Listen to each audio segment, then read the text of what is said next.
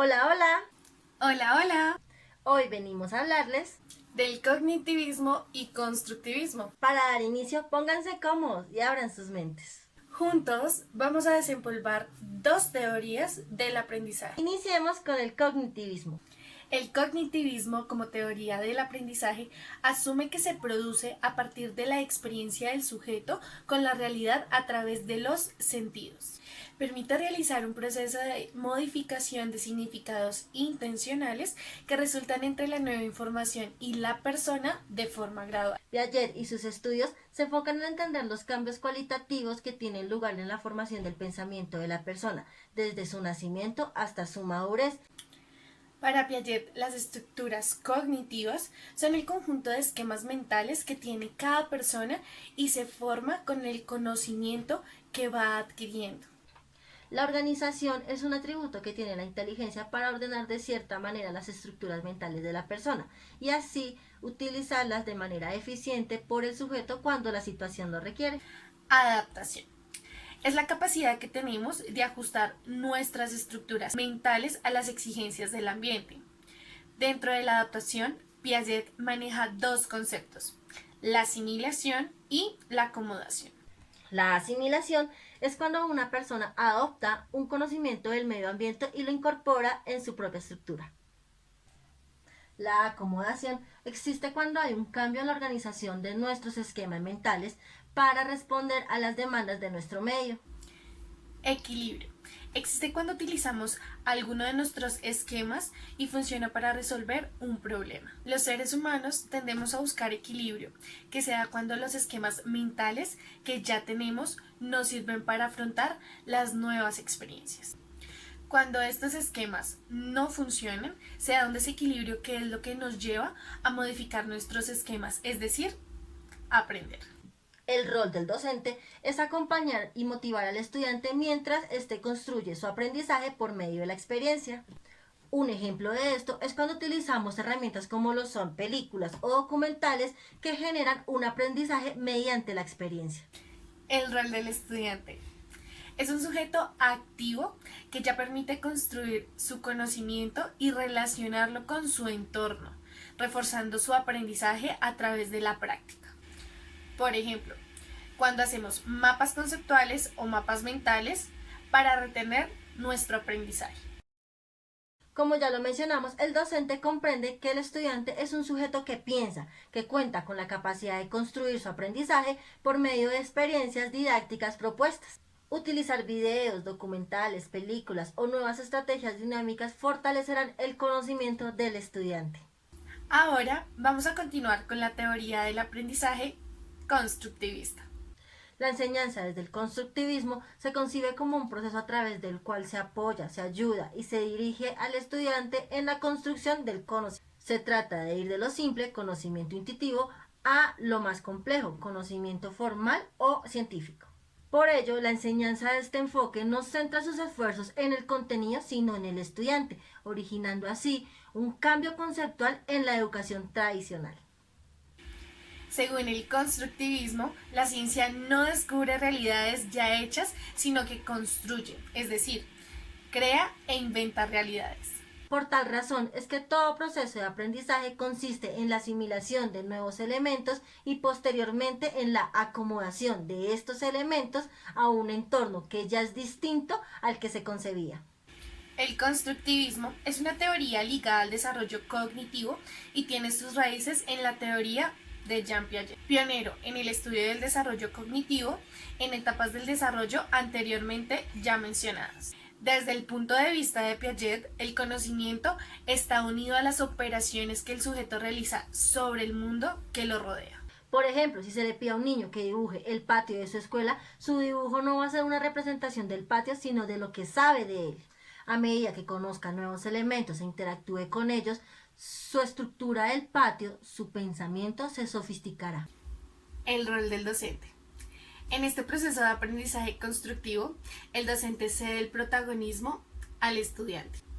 El docente pasa a ser un moderador, coordinador y al mismo tiempo facilitador que impulsa a la indagación y motiva la reflexión para encontrar las respectivas respuestas. Es importante aclarar que el docente no pierde su papel de autoridad dentro del aula. Su rol es orientador del conocimiento, buscando empatía siempre con el estudiante. Por ejemplo, al impulsar la iniciativa y la autonomía del alumno, se van a realizar actividades con materiales físicos, interactivos y manipulables. Rol del estudiante.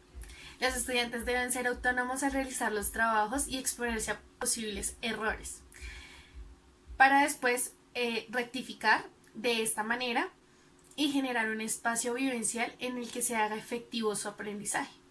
Por ejemplo, practicar activamente las actividades propuestas mediante la apuesta que se hace sobre la mesa de recolección de ideas o debates y su posterior defensa es algo que contribuye arduamente con el aprendizaje de nuestros estudiantes. El docente debe motivar la participación y crear entornos que propicien el trabajo en equipo. Es fundamental alimentar la curiosidad e impulsar a los alumnos a que utilicen la creatividad para aplicar los nuevos conocimientos adquiridos y encontrar respuestas a nuevos planteamientos. Aplicar esta metodología en los salones de clase significa un cambio conceptual en comparación con la forma tradicional de enseñanza, ya que deben unir las acciones de los alumnos, profesores, el contenido y su contexto. A continuación les mostraremos los aportes de algunos exponentes para las teorías anteriormente mencionadas. En la teoría sociocultural, Vygotsky afirma que el conocimiento no se construye de manera individual, sino interactuando con otros. Los niños nacen con ciertas habilidades mentales que Vygotsky llama como funciones mentales inferiores, que con la interacción con otros se va convirtiendo en funciones mentales superiores. Él afirma que el lenguaje es la herramienta más importante para el desarrollo cognitivo, porque permite que el individuo tenga una interacción con el entorno. Define la zona de desarrollo próximo como la brecha entre lo que el niño es capaz de hacer por sí solo y lo que es capaz de hacer con ayuda. Ausubel propone el concepto de aprendizaje significativo como la organización e integración de nueva información en la estructura cognitiva que ya posee el individuo. Cuando un estudiante relaciona la información nueva con la que ya posee, reajustando y reconstruyendo ambas informaciones en este proceso. Bandura y su teoría social expone que los seres humanos aprenden a través de la observación, la imitación y el ejemplo de los demás. Su teoría tiene un puente entre las teorías conductuales y cognitivas del aprendizaje, centrándose en la importancia de la atención del alumno, la memoria y la motivación. Bloom nos habla de la taxonomía, en donde se muestran 6 niveles de dominio cognitivo.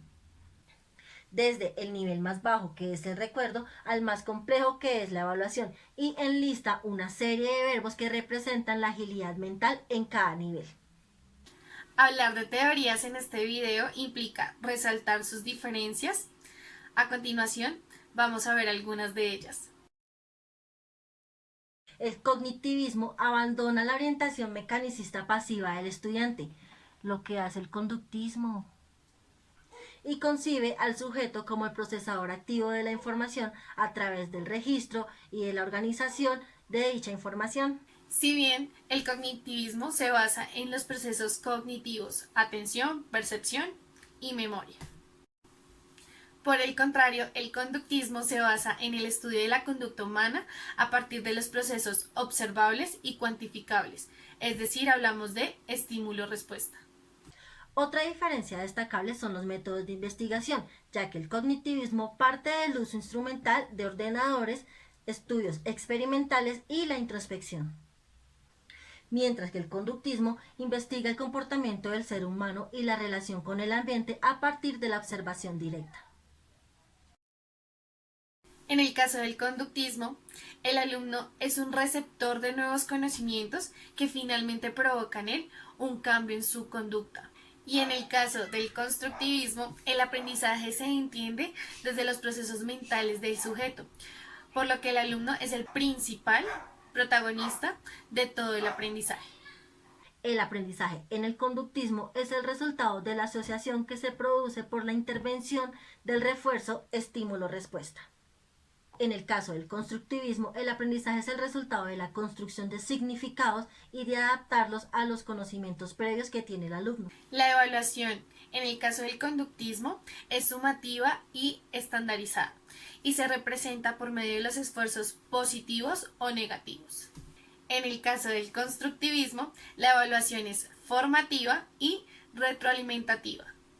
En conclusión, tú puedes elegir el método de aprendizaje que te genere mejores resultados para tu educación.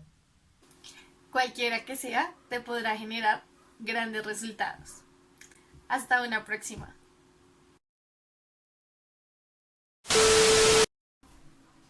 El cognitivismo, como teoría del aprendizaje, asume que se puede... ¡Que se produce, amiga! ¡Que se produce! Permite realizar un proceso de modificación de significados intencionales que resulta entre la nueva interacción de la persona de forma gradual. Mami, gracias. Gracias.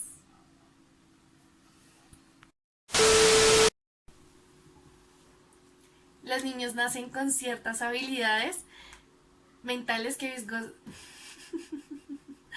Ay, ayuda, ya está tarde. Como ya lo mencionamos, el docente comprende que el estudiante es un sujeto que piensa, que cuenta con la capacidad de construir su aprendizaje por medio de experiencias propuestas. ¡Ah!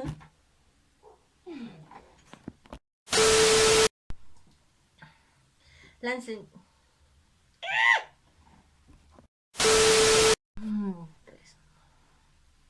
Por tal razón es que el proceso de aprendizaje de este... Ay, Dios mío, ayúdame.